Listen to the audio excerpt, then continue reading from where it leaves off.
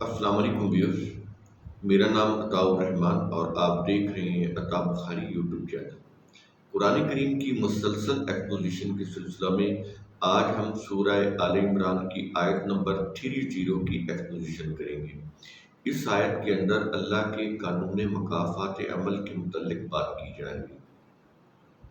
انسانوں کے ایک ایک عمل کے مواخذے کی بات کی جا رہی ہے۔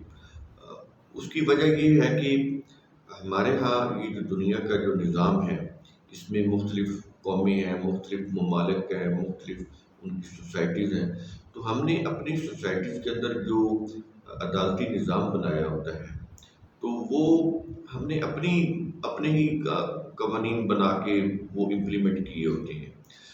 اس میں اللہ کا قانون تو اب دیکھیں کسی بھی ایون کی اسلامک کنٹری میں بھی نہیں، بلکہ جو غیر مسلم کنٹریز ہیں، ویسٹرن کنٹریز ہیں یا امریکہ یا اسکینڈینیوین، وہاں پھر بھی ان کے جو قوانین ہیں مسلم کنٹریز سے کہیں بہتر اور قرآن کے قریب ہے۔ وہاں پر یہ جو مسلم کنٹریز ہیں ان سے کہیں زیادہ انصاف ہوتا ہے وہاں پر، اس لیے وہ معاشرے پرسکون بھی ہیں، ان کو تحفظ بھی حاصل ہے، اور وہ بڑے اطمینان سے اپنی زندگی گزار رہے ہیں۔ سب سے بری حالت مسلم کنٹریز کے عوام کی ہے، کیونکہ وہاں پر جو جوڈیشری سسٹم ہے، ایک تو اس میں ریلیجس جبر ہے، اور دوسرا پھر یہ ہے کہ اس کے اندر کرپشن بہت زیادہ ہے، جس کی وجہ سے لوگوں کو انصاف ہی نہیں ملتا۔ پیشی پر پیشی پڑتی رہے گی، لوگوں کی عمریں گزر جاتی ہیں، انصاف نہیں ملتا۔ تو یہ چیزیں جو ہیں یہ انسانوں نے ٹھیک کرنی ہے۔ لیکن میں نے اس لیے مسلم کنٹریز اور نان مسلم کنٹریز کا آپ کے سامنے موازنہ کیا کہ جب وہ ایک اچھا عدالتی نظام بنا سکتے ہیں، ان کی عدالتوں میں ایک اچھا انصاف لوگوں کو ملتا ہے، تو ہمارے ہاں کیوں نہیں ہوتا؟ تو ہم انتظار میں بیٹھے ہوئے ہیں کہ شاید کوئی غیبی مدد آئے گی۔ ایسا نہیں ہوگا۔ اللہ تعالیٰ کی فزیکل لاز کے تحت یہ کائنات چل رہی ہے، اس کے اندر ہم نے ہی انسانوں کو ارادہ اور اختیار دیا ہے، انہوں نے ہی اس نظام کو خود بنانا ہے اپنی فلاح کے لیے۔ ہاں، اس کے لیے قوانین اللہ نے اپنی کتاب میں دے دیے ہوئے، تو ان قوانین کی روشنی میں ہم جو بھی نظام بنائیں گے، اسٹیٹ کا نظام ہے، آگے جوڈیشری کا نظام ہے، اس کے اندر عدل کا قیام ہے، انتظامیہ کا جو ایڈمنسٹریشن ڈپارٹمنٹ ہے، یہ اس طرح کے جتنے بھی مالیاتی ادارے ہیں، اگر ہم قرآن کے قوانین کی روح سے ان کو چلائیں، اسٹیبلش کریں، تو پھر لوگوں کی زندگی آسان ہو سکتی ہے، مملکت فلاحی بن سکتی ہے، ادروائز بہت مشکل ہے۔ تو کہنے کا مقصد یہ ہے کہ اس دنیا کے اندر انسانوں نے اپنے فائدے کے لیے قوانین بنائے ہوئے ہیں، اور اللہ کا قانون وہ تو کسی مسلم کنٹری میں بھی نہیں ہے، کسی بھی مسلم کنٹری میں نہیں ہے۔ اس کے مقابلے میں جو ویسٹرن کنٹریز ہیں، اسکینڈینیوینز ہیں، کینیڈا ہے، امریکہ ہے، آسٹریلیا ہے، نیوزی لینڈ ہے، فرانس ہے، وہاں پر جو قوانین ہیں اپنے لوگوں کے لیے، وہ کہیں زیادہ بہتر ہیں مسلم کنٹریز کی نسبت، اور وہ قرآن کے قریب ہیں۔ اس لیے وہاں کے جو لوگ ہیں، وہاں کی جو عوام ہے، وہ خوشحال بھی ہے، مطمئن بھی ہے، محفوظ بھی ہے، ان کی رسپیکٹ بھی ہے۔ تو یہ چیزیں یہ انسانوں نے خود کرنی ہے۔ تو اس آیت کے اندر اللہ کا قانون مکافات عمل بیان ہو رہا ہے، لوگوں اس کی روح سے لوگوں کے معاوضے کی بات کی جا رہی ہے، کیونکہ اس دنیا میں انسان قوانین بنا کے اپنے فائدے کے لیے وہ پھر اس کو استعمال میں لے آتے ہیں، چھوٹ جاتے ہیں۔ کوئی زیادہ سمارٹ ہوتا ہے، کوئی زیادہ سیاسی طور پر بااثر ہوتا ہے، کسی کے پاس سیاسی اقتدار ہوتا ہے، تو وہ اس اپنے اختیارات سے ناجائز فائدہ اٹھا کے وہ کرپشن کرتا ہے اور چھوٹ جاتا ہے، کوئی اس کو پوچھنے والا نہیں ہوتا۔ جو بہت زیادہ سمارٹ ہوتا ہے وہ چھوٹ جاتا ہے، جس کے پاس بہت زیادہ پیسہ ہوتا ہے وہ چھوٹ جاتا ہے۔ تو لیکن ایک عدالت تو پھر ایسی ہونی چاہیے کہ جس میں انسانوں کو فائنل ڈسیزن مل جائے، ان کے ساتھ حتمی انصاف ہو جائے، تو وہ تو پھر ہوگا۔ ایک دن آئے گا، ایک دور آئے گا جس کے اندر یہ چیزیں ہوں گی۔ ہر انسان نے جو کچھ کیا ہوگا وہ اس کے سامنے ہوگا اور اس کے مطابق اس کا فیصلہ ہو جائے گا۔ تو یہ چیز اس آیت کے اندر کہی جا رہی ہے۔ تو شروع کرتے ہیں۔ یوم تجد کل نفس ما عملت من خیر محضرا۔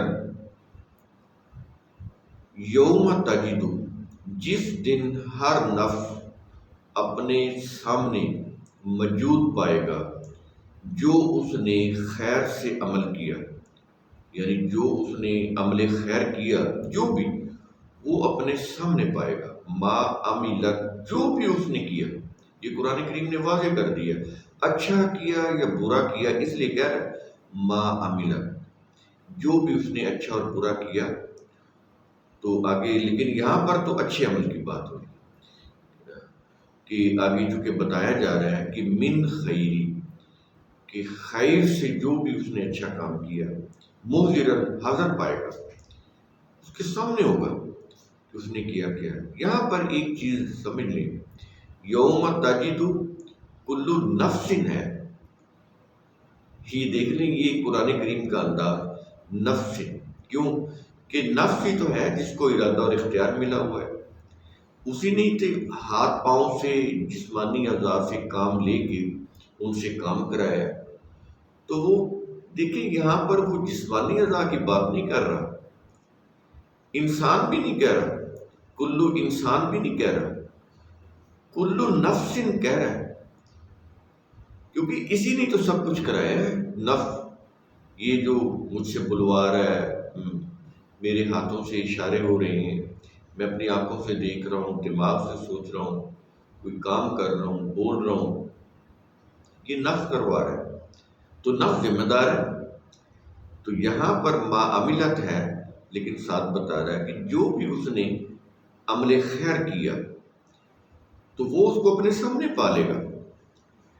اس کے بعد کہتا ہے وما عملت من سوء، اور وہ بھی جو اس نے برائی سے عمل کیا، جو بھی اس نے عمل سو کیا، غلط عمل کیا، وہ بھی اس کے سامنے پیش ہو جائے گا، اس کے سامنے ہوگا، کیونکہ وہ کہتا ہے کہ جو کچھ تم کر رہے ہو، ہمارا قانون مکافات عمل اس کے اوپر نظر رکھے ہوئے، تو جو کچھ کر رہے ہو وہ ریکارڈ ہو رہا ہے، وہ کہیں اور نہیں ہو رہا، تمہارے نفس کے اندر ہو رہا ہے۔ قیامت کے دن یہ جو تمہاری کتاب ہے وہ سامنے ہوگی تمہاری، یعنی تمہارا ریکارڈ تمہارے سامنے ہوگا، یہ اسی کی بات ہو رہی ہے۔ محضرن، سامنے ہوگا، حاضر ہوگا، تم دیکھو گے کہ تم جو کچھ بھی کر رہے ہو، اچھا کیا برا کیا، سب تمہارے سامنے ہوگا۔ تو یہاں پر پھر ایک چیز تو جو سمجھنے کی یہ ہے، کل نفس، یعنی جزا کا جو معاملہ ہے، سزا تو قرآن میں ہے نہیں، میں نے پہلے آپ کو بتایا، جزا اچھے عمل کی اچھی جزا، برے عمل کی بری جزا۔ تو جزا کا معاملہ کس کے ساتھ ہے؟ ہیومن باڈی کے ساتھ نہیں ہے، نفس کے ساتھ ہے، جو خیالات کا، سوچ کا، ارادوں کا مرکز ہوتا ہے، جہاں سے سوچ جنم لیتی ہے، جس کو ارادہ اور اختیار ملا ہوتا ہے، تو اس کے ساتھ معاملہ ہوگا۔ میرے ہاتھ، میری زبان اپنی مرضی سے موومنٹ نہیں کر رہے، یہ نفس کے ارادے اور اختیار کے تحت موومنٹ کر رہے ہیں، تو اصل چیز تو نفس ہے نا جو ان سے کام لے رہا ہے۔ تو اس لیے قرآن کریم یہاں پر نفس کی بات کرتا ہے۔ ایک تو چیز آپ نے یہ سمجھی، اس سے پھر اگر اس کے اوپر آپ غور کریں تو یہ پھر عذاب قبر اور اس طرح کی جو روایات وہ صحیح ثابت نہیں ہوتی، وہ مذہب کی چیزیں ہیں، قرآن کریم کے بالکل خلاف ہے۔ تو یہ چیز ہوگی، نفس کی بات ہوگی، میں نے آپ کو سمجھایا۔ ما عملت میں نے سمجھایا کہ جو بھی کرے، تو یہاں پر دونوں چیزیں بتا رہا ہے قرآن کریم، من خیر اور من سوء، یعنی عمل خیر بھی یا عمل شر بھی، جو کچھ بھی وہ کرے گا اس کا جو نفس ہے وہ اس کو اپنے سامنے پائے گا۔ ایک تو چیز یہ ہوگی۔ اب وہ کہہ رہا ہے کہ تود لو ان بینہا و بینہ امدم بعیدن. یہ الفاظ ذرا غور سے سن لیں کہ قرآن کریم یہاں پر کیا کہہ رہا ہے. تو وہ آرزو کرے گا، یہ ہے تودو، آرزو کرے گا، چاہے گا کیا؟ کاش اس کے اور اس کی برائی کے درمیان دور کا فاصلہ ہوتا. اب یہ یعنی پچھتانے کی بات ہو رہی ہے. اب وہ جب سامنے آ جائے گا نا سارا کچھ، اس وقت تو اس کا اقتدار، اس کی قوت، اس کی آزاد مرضی سب ختم ہو جائے گی. جیسے ہم نے پیچھے آپ کو بتایا سورہ الجاثیہ میں کہ ہر امت گھٹنوں کے بل جھکی ہوئی ہوگی، گھٹنے ٹیکے ہوئے ہوں گے. اس کا اقتدار اللہ کے اقتدار کے سامنے ختم ہو جائے گا. وہ کتنی بھی بڑی قوت والی قوم کیوں نہ ہو، فرعون ہو یا آج کے فرعون ہو، کوئی بھی. تو اس وقت پھر اللہ کا اقتدار غالب ہوگا. اب بھی غالب ہے لیکن کائنات میں ہے. ہمیں ارادہ اور اختیار دیا ہوا ہے کہ ہم جو چاہیں کریں، ظلم کریں، انصاف کریں، ہمیں ارادہ اور اختیار دیا ہوا ہے. اگر انصاف کریں گے تو ہمیں اچھا اجر ملے گا. ہمارے لیے یہ دنیا بھی اور آخرت کی دنیا بھی جنتی زندگی کا نمونہ بن جائے گی، جنتی زندگی بن جائے گی. اگر ہم بے انصافی کریں گے، ظلم کریں گے، تو اس دنیا میں بھی جہنم وارد ہوگا، اور آخرت کا جہنم تو وہ تو پرماننٹ ہے. تو یہاں پر معاملہ تھوڑا سا مختلف ہو جاتا ہے کہ ہمیں ارادہ اور اختیار دیا ہوا ہے، اس لیے ہم اپنی مرضی کر رہے ہوتے ہیں. اسی چیز تو قصہ آدم کے اندر اللہ نے سمجھایا کہ ملائکہ نے کہا کہ یہ تو فساد برپا کرے گا. تو یہ چیز پہلے انسانوں کو وارن کی گئی ہے کہ تمہیں ارادہ اور اختیار دیا ہوا ہے. اگر تم خون ریزی کرو گے، شجرہ کے قریب جاؤ گے، یعنی لڑائی جھگڑا کے قریب جاؤ گے، تو پھر یہ دیکھ لو تمہارے اوپر جہنم وارد ہو جائے گا. تو یہ تو پہلے یعنی جہاں سے ابتدا ہو رہی ہے انسانوں کی، اس میں تمثیلی انداز میں سمبولیکلی اللہ نے سمجھا دیا ہوا ہے. تو یہاں پر بھی وہی بات ہو رہی ہے کہ اس وقت وہ پھر پچھتائے گا، لیکن اس کا اب فائدہ نہیں ہے کیونکہ مہلت کا وقفہ ختم ہو گیا. جو صحیح عمل کرنا تھا وہ تو اس دنیا میں کرنا تھا نا. اب یہ تو وقت ختم ہو گیا، اس میں موت واقع ہوگی. اب دا ڈے آف ججمنٹ آ گئی، حتمی فیصلے کا زمانہ آ گیا. تو اس میں پھر کیا ہوگا؟ وہ آرزو کرے گا، پچھتائے گا. کیا کہ وہ کہے گا کہ کاش کہ اس کے یعنی اس کے نفس کے اور اس کی برائی جو اس نے برے کام کیے ان کے درمیان دور کا فاصلہ ہوتا ہے. یہ ہے بعید، بعید کہتے ہیں دور کو. تو کہتا ہے کاش دور کا فاصلہ ہوتا. لیکن اب اس پچھتانے کا فائدہ نہیں ہوگا کیونکہ مہلت کا وقفہ ختم، اب تو حتمی فیصلہ ہونا ہے. تو اس وقت پھر پچھتانے کا کوئی فائدہ نہیں. اس لیے اللہ تعالیٰ نے دنیا میں جو چیز وہ دا ڈے آف ججمنٹ کو ہونی ہے، قیامت کو ہونی ہے، وہ منظر کشی کر کے آج ہماری دنیا کی زندگی میں ہی ہمیں سمجھا دیا ہے کہ کل کو تم پچھتاؤ تو کہو کہ ہمیں تو پتہ ہی نہیں تھا. تو کہتا ہے کہ ہم تمہیں بتا رہے ہیں، سمجھا رہے ہیں. اور قرآن کریم کا انداز تو یہ تو کتاب مثانیہ ہے، دوہرا دوہرا کر ریپیٹڈلی بات کرتا ہے تاکہ کوئی یہ نہ کہے کہ ہمیں سمجھ نہیں آئی، ہمیں پتہ نہیں چلا. یہ اس کا انداز ہے قرآن کریم کا کہ بار بار دوہرا کے بات کرتا ہے ریپیٹڈلی. تو کہتا ہے کہ اس وقت وہ پھر پچھتائے گا. ہر نفس جس نے بھی برا کام کیا ہوگا، جب وہ دیکھے گا کہ میری تو ریکارڈ جو ہے وہ تو میری سیاہ کاریوں سے بھرا ہوا ہے، تو اب اس کو پھر اندازہ کیا یقین ہو جائے گا کہ اب تو کوئی بچنے کا راستہ ہی نہیں. کیونکہ وہاں پر تو کوئی ورشپ، کوئی کسی قسم کا یہ جو دنیا میں انہوں نے ریلیجیس پوائنٹ آف ویو سے اپنے لیے بڑی نیکیاں کمائیاں ہوتی ہیں، وہ تو چونکہ اللہ کے حکم سے نہیں ہے، انسانوں نے اپنی مرضی سے، اپنے اسکول آف تھاٹ کی روح سے، اپنے جذبات کی روح سے وہ کام کیے ہوں گے. تو اس کو تو کہتا ہے اولئک حبطت اعمالہم، تو وہ اعمال بھی ان کے ضائع ہو جائیں گے، کام نہیں آئیں گے. کوئی سفارش، شفاعت وسیلہ، نسبت، عقیدت وہ بھی کام نہیں آئے گی۔ وہاں پر تو اللہ کا قانون ہوگا، قانون مکافات، جس میں ہر چیز ریکارڈ کی ہوئی ہے، انسان کی ایک ایک حرکت وہ انسانوں کے سامنے ہوگی، کتاب پڑھی ہوگی، انسانوں کا جو عمل اس کتاب کے مطابق صحیح ہوگا، اس اسٹینڈرڈ کے مطابق، وہ ایکسیپٹ کر لیا جائے گا۔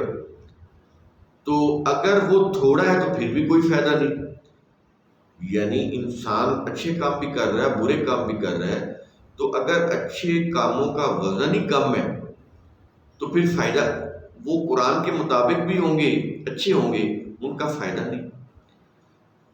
تو اگر برے کاموں کا وزن کم ہے، اچھے کاموں کا وزن زیادہ ہوا، اور وہ قرآن، اچھے کام وہی ہیں جو قرآن کے مطابق ہوں گے، یہ بھی ذہن میں رکھ لیں، جو قرآن کے قوانین کے مطابق ہوں گے، جو اس کے ضابطوں کے مطابق ہوں گے، وہی اچھے کام ہوں گے۔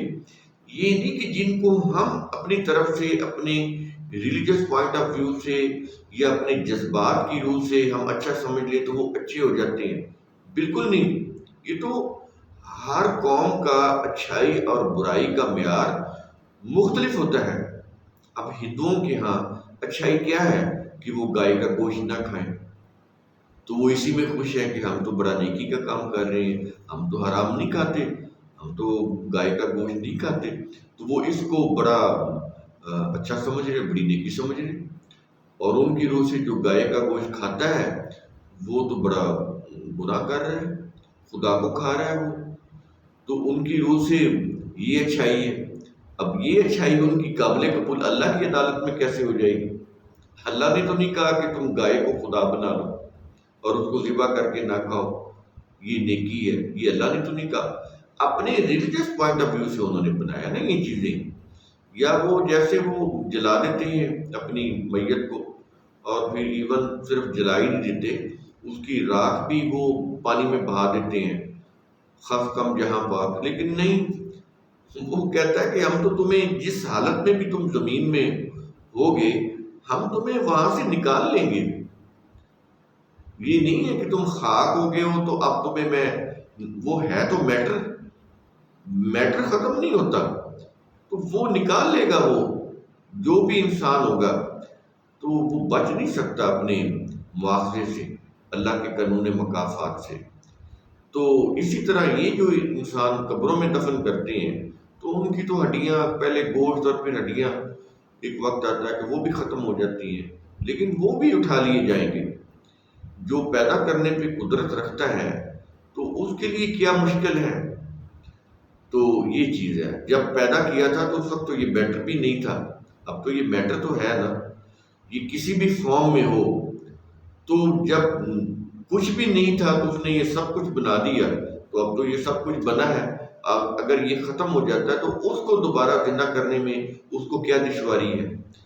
تو وہاں پر پھر پچھتانا فائدہ نہیں دے گا، وہاں پر وہ حسرت اور پچھتاوا اور رونا، نہ رونا کام آئے گا، نہ چیخنا کام آئے گا، کچھ بھی کام نہیں آئے گا، کیونکہ وہ اس دنیا کے اندر جو مہلت کا وقفہ تھا اس میں اس نے فائدہ نہیں اٹھایا۔ اس لیے پھر قرآن کریم کہتا ہے کہ وَيُحَذِّرُكُمُ اللَّهُ نَفْسَهُ، یہ پیچھے بھی آ چکا ہے یہی الفاظ، اور اللہ تمہیں اپنے نفس سے ڈراتا ہے۔ اب یہ لفظی ترجمہ ہے، اللہ نے اپنے نفس سے کیوں ڈرانا ہے؟ اس سے کیا مراد ہے؟ اللہ تمہیں اپنے نفس سے ڈراتا ہے، اس نفس سے کیا مراد ہے؟ اس نفس سے مراد ہے کہ قانون کی خلاف ورزی کے تباہ کن انجام سے ڈراتا ہے۔ یہ ہے اللہ تمہیں اپنے نفس سے ڈراتا ہے، اس کا مطلب کیا ہوا کہ اللہ تمہیں قانون کی خلاف ورزی کے تباہ کن انجام سے ڈراتا ہے، اپنے آپ سے نہیں ڈراتا۔ اللہ کو ایسی چیز نہیں ہے کہ وہ لوگوں کو ڈرائے، اس نے تو انسانوں کو پیدا کیا تو وہ ان کو کیوں ڈرائے گا؟ تو یہ الفاظ سمجھنے پڑیں گے کہ قرآن کریم کے سیاق و سباق کی روح سے الفاظ کے میننگ کیا بنتے ہیں۔ تو اللہ اپنے نفس سے ڈراتا ہے، اس نفس کا ترجمہ بعض دفعہ ذات بھی کیا ہوتا ہے، لیکن ہم وہی لفظ بول رہے ہیں جو قرآن میں اللہ نے اپنے لیے بولا ہے۔ نفس، تو کہتا ہے کہ اس کا مطلب کیا ہوا کہ قانون کی خلاف ورزی، جو اللہ کا قانون ہے اس کے قانون کی خلاف ورزی کے تباہ کن انجام سے تمہیں ڈراتا ہے۔ تو اللہ کا نفس ہمارے لیے کیا ہے؟ اس کا قانون۔ تو اس کے قانون کی خلاف ورزی سے ہمیں ڈرنا چاہیے، نہ کہ اللہ سے ڈرنا چاہیے۔ یہ بڑا فرق ہے، اس کو سمجھیں۔ اور آگے ایک آخر میں جو اختتام ہے اس آیت کا وہ ہے واللہ رؤوف بالعباد، اور اللہ عباد کے ساتھ رؤوف ہے۔ عباد کون ہوتے ہیں؟ اللہ کے محکوم، اللہ کے محکوم، تمام انسان اللہ کے محکوم ہیں۔ یہ عباد عبد کی جمع ہے۔ عبد کا مطلب ہے اللہ کا محکوم، اور عباد کا مطلب یعنی زیادہ لوگ جو جمع ہوگی نا تو اللہ کے محکوم۔ تو تمام انسان اللہ کے محکوم ہیں، اس کے سلیو ہیں، اس کے حکم کے غلام ہیں۔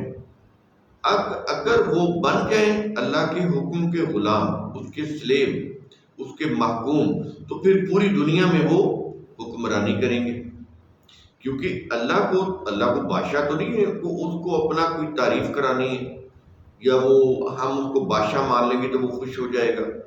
وہ تو الغنی ہے، وہ تو الصمد ہے، اس کو تو نہ ہماری تعریف کی ضرورت ہے نہ ہماری ورشپ کی ضرورت ہے۔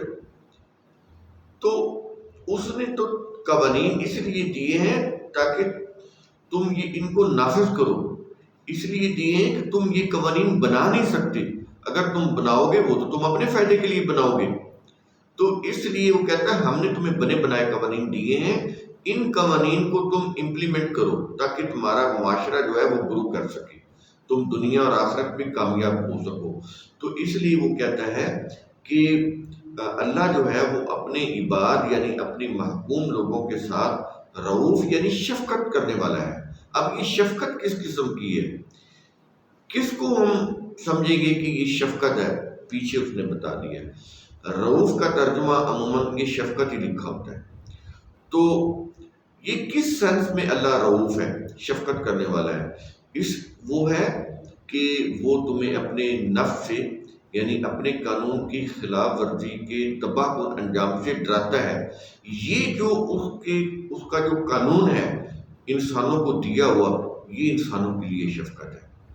یہ اس صورت میں شفقت ہو سکتا ہے کہ انسان اللہ کے قوانین کو ریاست کی سطح کے اوپر امپلیمنٹ کرے اور اس کے اوپر عمل کریں، تو پھر یہ جو قانون ہے اس کے اوپر چلنے سے کیا ہو جائے گا؟ ہمیں حفاظت ملے گی، ہمیں رسپیکٹ ملے گی، ہمیں اطمینان ملے گا، ہمیں کوئی ہمارے اوپر کوئی ڈر اور خوف نہیں ہوگا، ہم غمگین نہیں ہوں گے۔ لا خوف علیم ولا هم يحزنون، نہ ڈر نہ خوف یعنی نہ غمگین، یہ کوئی کیفیت نہیں ہوگی اگر ہم اللہ کے قوانین کو امپلیمنٹ کر لیں، ان کو فالو کریں۔ تو اس لیے وہ رؤوف ہیں۔ اب سمجھ آئی کہ یہاں پر رؤوف کیوں کہہ رہا ہے؟ وہ اس لیے کہہ رہا ہے کہ اگر تم میرے قوانین کی خلاف ورزی نہیں کرو گے تو پھر اللہ کو یعنی اللہ کے قانون کو رؤوف پاؤ گے، شفقت کرنے والا پاؤ گے، کائنڈ پاؤ گے، کائنڈنس پاؤ گے اس قانون کے اندر۔ تو یہ چیز یہ بڑی اہم ہے۔ قرآن کریم کے الفاظ آپس میں ایک دوسرے کے ساتھ انٹر لنک ہیں، تو یہاں پر اس لیے شفقت کا لفظ لایا جا رہا ہے تاکہ سمجھ آ جائے کہ یہ قانون کی روح سے ہوگا۔ قانون کی اگر ہم اس کو فالو کر رہے ہیں تو اللہ کی قانون کی روح سے ہمیں شفقت، ہمیں مہربانی ملے گی۔ اگر ہم اس کی خلاف ورزی کر رہے ہیں تو پھر اس کا برا انجام بھی ہمیں بھگتنا ہوگا۔ تو قرآن کریم کا ثم تفکر، اس کی روح سے آپ خود بھی سوچا کریں، سمجھا کریں، غور و فکر کیا کریں۔ شکریہ۔